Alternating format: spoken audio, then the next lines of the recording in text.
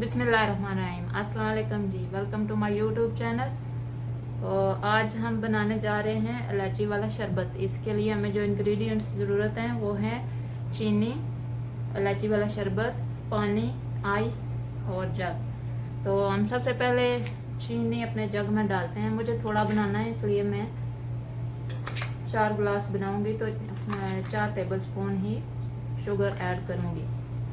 इसके बाद इसमें हम वाटर डालेंगे।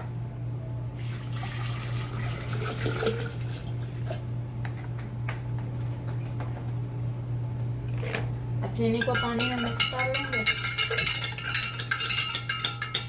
ये मिक्स हो गया। अब इसमें हम अपने हिसाब से इलायची वाला शरबत यूज़ करेंगे। अगर आपको डार्क पसंद है तो थोड़ा ज़्यादा डाल लें, अगर थोड़ा लाइट पसंद है तो थोड़ा कम डाल लें।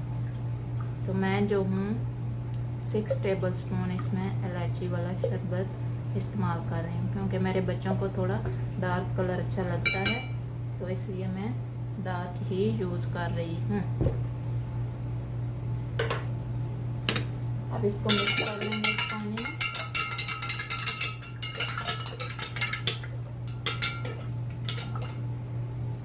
हमारा शरबत रेडी हो गया है। अब इसको हम सर्व करेंगे।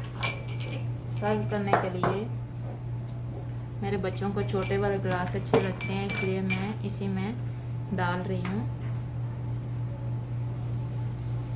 तो ये डाल लिया हमने शरबत।